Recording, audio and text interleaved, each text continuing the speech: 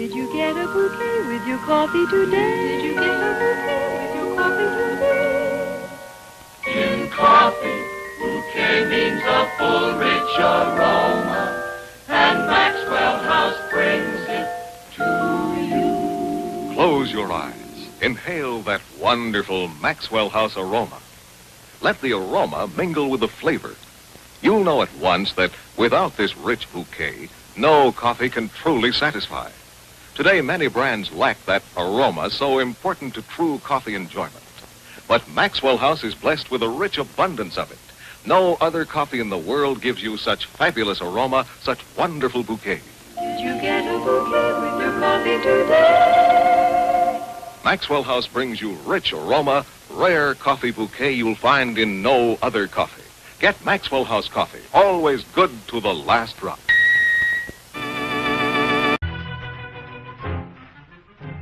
We Americans know what we like, and we really do like coffee. Did I say like? Well, we use more than 3 billion pounds of coffee every year. Where does it all come from? Mostly from South America. So let's fly down and get the story firsthand. There's a typical plantation now.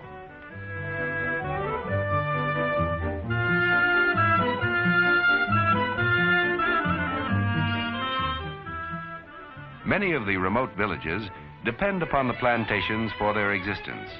Life is pretty much the same as it has been for generations. Today, of course, each village has its own schoolhouse, and the standard of living is immeasurably higher with increased knowledge. Naturally, the education of its youngsters includes learning all about coffee at an early age. They learn that coffee begins with a little plant or tree. These trees thrive best in rich red soil. When transplanted from the nursery, they're about 2 years old. Set in shallow holes 8 to 14 feet apart, the tree must grow for another 2 or 3 years before bearing its first crop.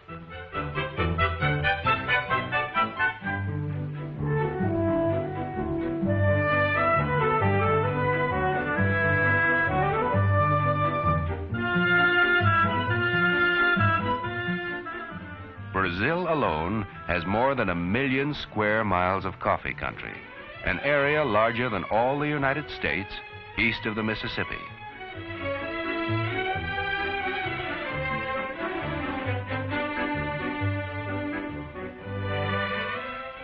This is a coffee blossom. 8 to 9 months after this blooming, the coffee fruit ripens and looks very much like a cherry.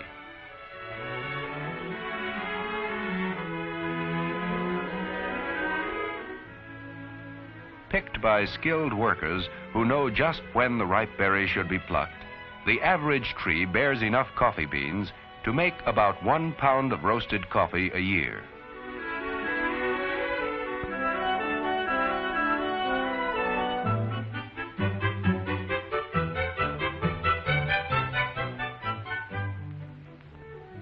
Each plantation has its assembly points, where the day's pick is brought in to be weighed and bagged.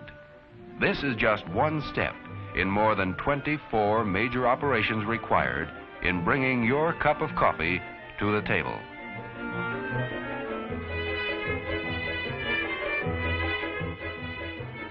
The berries must go through a crushing and washing process, which takes place on the plantation.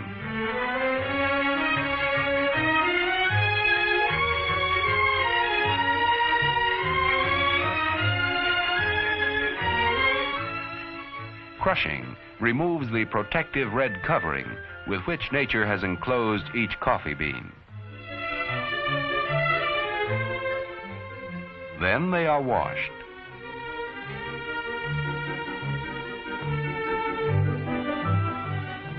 The beans float, while skin or pulp sinks to the bottom. Providing adequate water facilities on a tropical plantation is a necessary and costly requisite in producing high-quality coffee.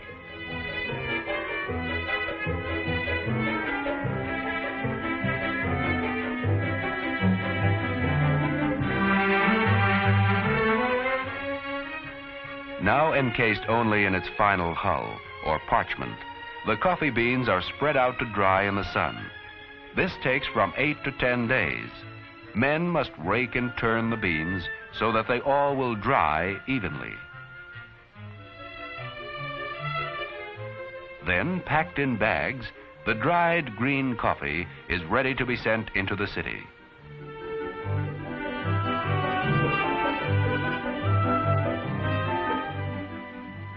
Here it is unloaded at a warehouse, where it will be inspected, sorted, and graded for quality.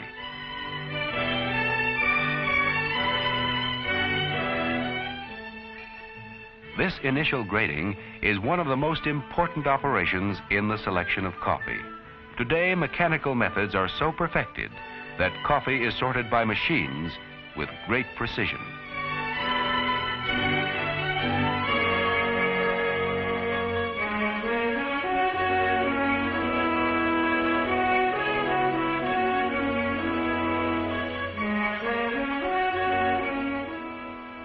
Each bag, after it is stamped with its country of origin, name, grade, and destination, is ready to go to the seaport, where final tests are made before shipment to the United States.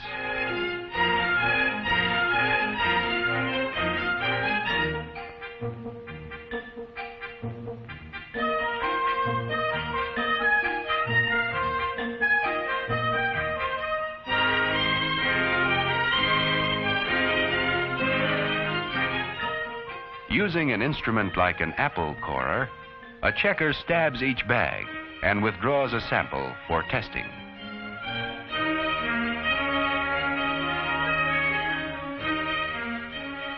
The A&P has its own coffee experts right on the spot to test and grade the contents of each bag to see that it meets the company's quality standards.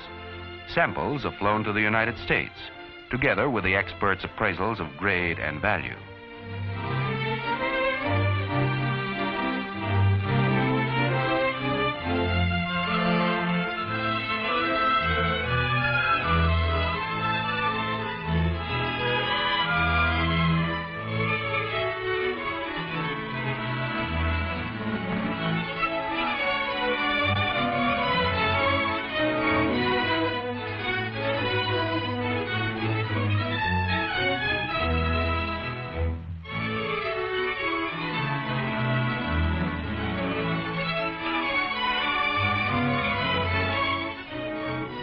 Testing also includes roasting samples of the green coffee and actually taste testing it for strength and flavor.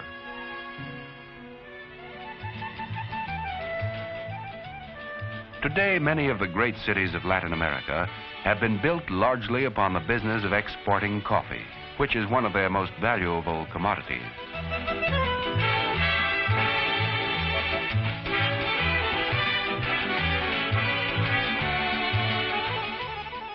The people are modern, up-to-date, and eager to trade with their good neighbors to the north.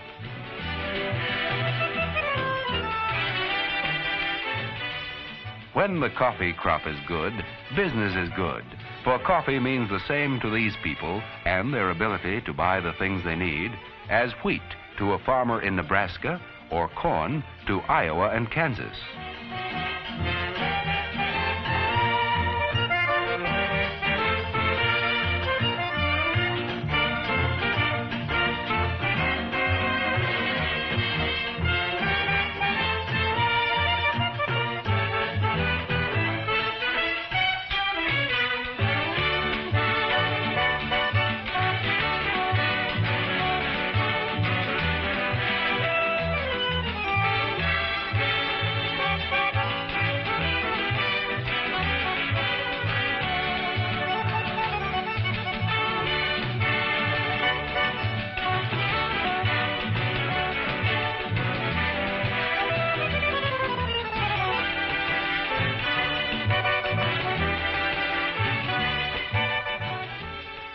While its miles of beautiful beaches and modern cities lure thousands of people to Latin America, nothing intrigues the tourist more than a visit to the waterfront to watch the ships loading coffee for shipment to the United States.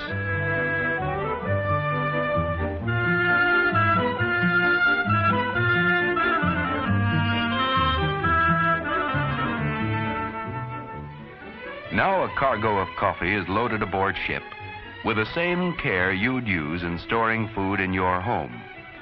You know, some foods must be kept dry. A sudden drop in temperature upon leaving the tropics could cause dampness in the ship's hold. This moisture could injure the coffee unless the beans are carefully stowed. So, loading a cargo of coffee is also an important operation in getting this beverage on its way to you.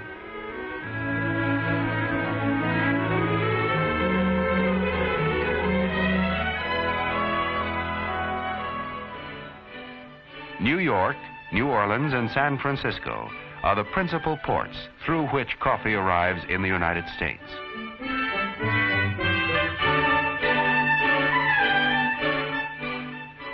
Here, licensed graders spear each bag for fresh samples and taste test the shipment to make certain the coffee they've bought compares with the reports and samples from South America.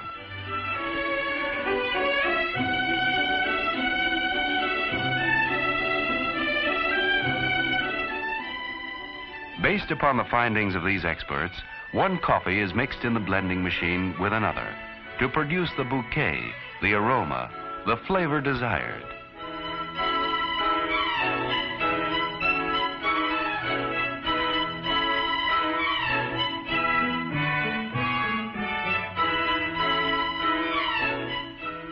From blending machines, the green coffee is introduced next to huge automatically controlled roasting ovens, hundreds of pounds at a time. Done to a turn, cascades of precisely roasted beans are released at just the right moment, ready to be freshly sealed into packages the very same day.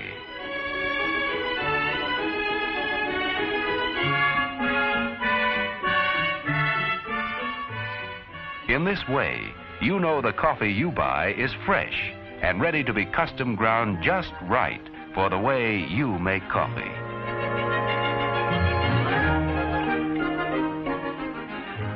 Yes, we North Americans really do like coffee. We drink around 120 billion cups a year. After all, drinking coffee is one of life's pleasures, a pleasure that cannot be duplicated by any other beverage. Your coffee, sir. Thanks, beautiful. You're welcome. How can such a pretty wife make such bad coffee? I heard that. Judy, what brings you over? Oh, Mrs. Olson, Frank crabbed about my coffee again. Oh, is coffee a problem? Sure is. I can't make good coffee. Good coffee's no problem. If you use the coffee with better flavor. Folgers. Folgers coffee? Yeah, Folgers is different. They blend it special. And Folgers is mountain grown coffee. Mountain grown? That's the richest kind. You try it. Your coffee, sir. Oh, thanks, honey. You're welcome. It's great, honey. How can such a pretty wife make such great coffee?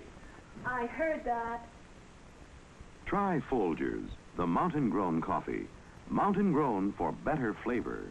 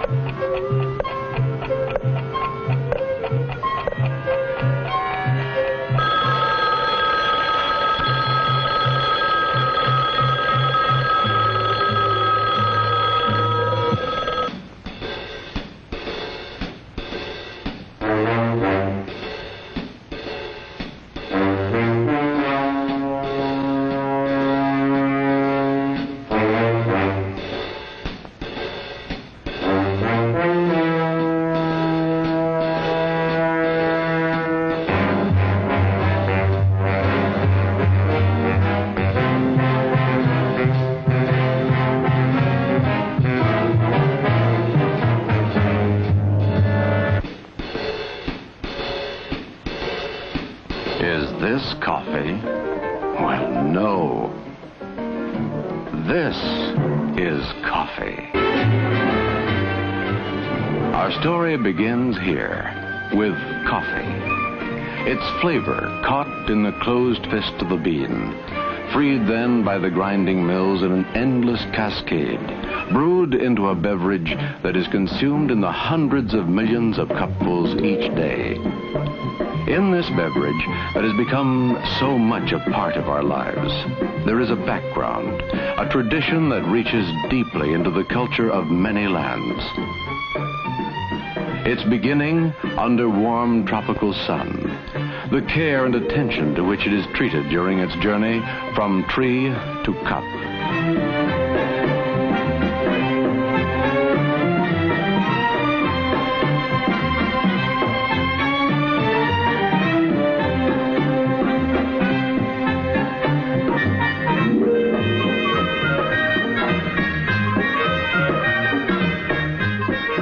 The many processes it must undergo are all devoted to creating good coffee, with its secrets of aroma and body and taste, to which the talents of millions of men are devoted during their lifetime, to which tradition, rich in the lore of centuries and faraway places, sets its fine hand to bring these three elements into precise flavor. The tastes of fine coffee extend over a wide range, but for each palate, there is a flavor that is just right. Around the world, they drink this beverage in its many exotic forms. A dream of Paris, expressed in café au lait, a continental favorite, half coffee and half hot milk.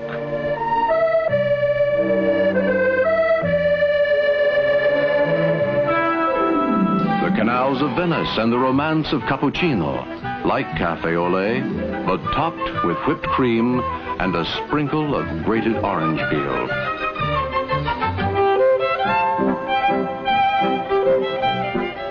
The music of old Vienna in a cup. Viennese coffee, often spiced, but always with a drift of whipped cream.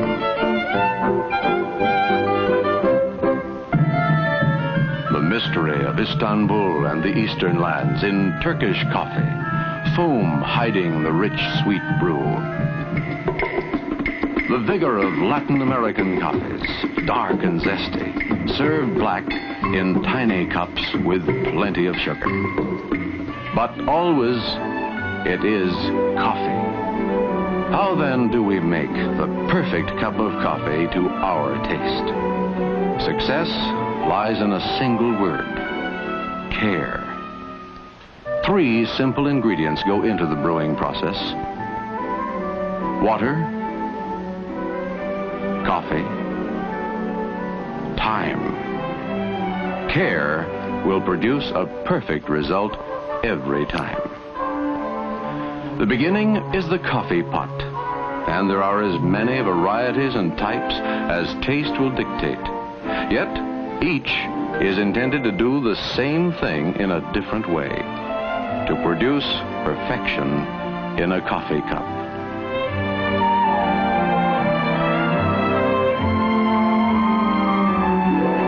To make a good cup of coffee, your coffee maker must be clean, free from all remembrances of that last pot of coffee, ready to begin its work anew, fresh and really clean. Water. Into 100,000 pots an hour, water flows in the coffee-making process. Water. Too much or too little? Boiled first or later? Or not at all? For how long? And yet, there is only one correct way.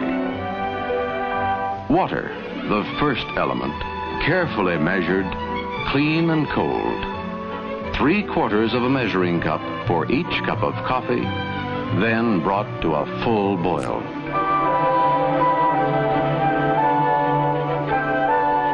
Coffee, fresh. And again questions. What grind? Percolator? Drip? Or fine? How much? Coffee. the second element. Your favorite blend, the proper grind for your coffee maker, 1 level CBI measure per cup.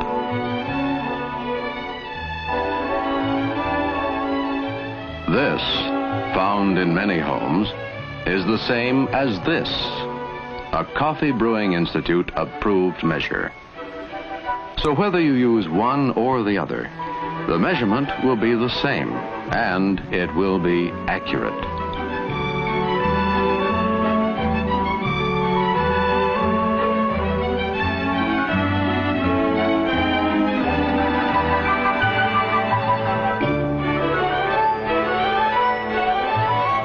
The boiling water now passes over the coffee, and the brewing process begins. The flame is lowered, and, well, watch. The third element is time, and it too must be measured accurately. The minutes counted.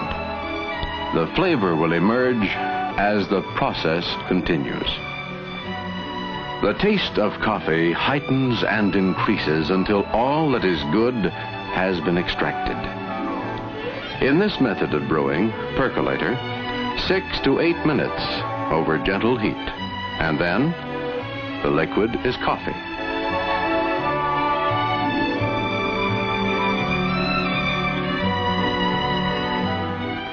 From these grounds, there remains nothing more to gain but bitterness.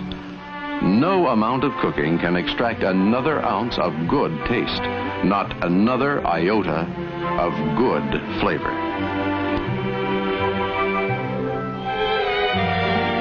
In the drip method, the coffee is measured and placed in the pot.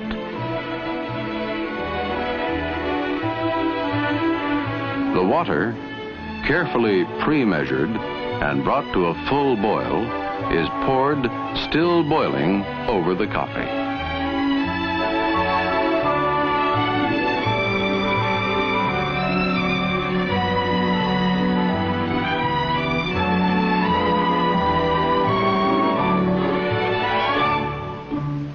The time? It should take only 4 to 6 minutes. In the vacuum method, the coffee is carefully measured into the top bowl. The water is brought to a full boil before the brewing process is allowed to begin.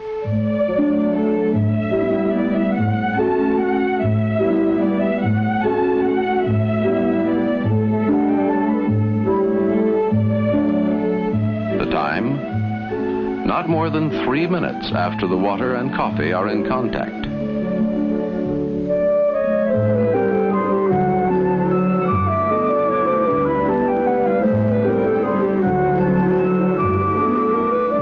Stir gently during the brewing process and lower the heat.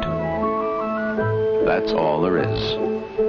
Like all good secrets, its simplicity is its magic.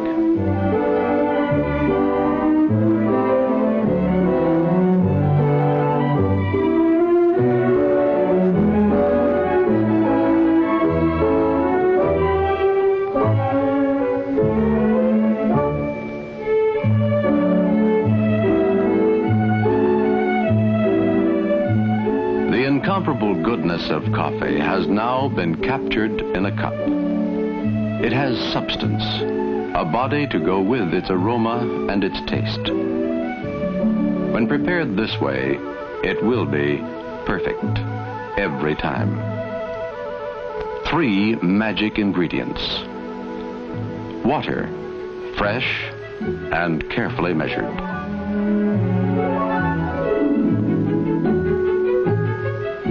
Coffee, the proper grind and carefully measured. Time, carefully measured. A simple recipe for perfect coffee. Perfect coffee, sending its glow into our lives around the clock. It helps us start the day with warmth and vigor.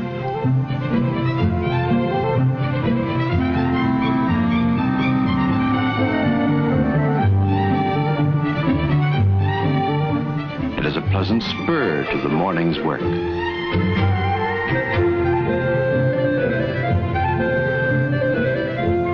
It provides the essential part of our pause at noon, indispensable during that unhurried hour in a world that often forgets to stop.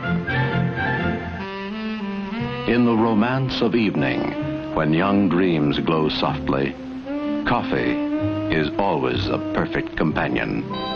And after dinner, it is at home in any setting when good taste is important. In the end, it remains a simple thing, easy to attain, well made and well enjoyed. A good cup of good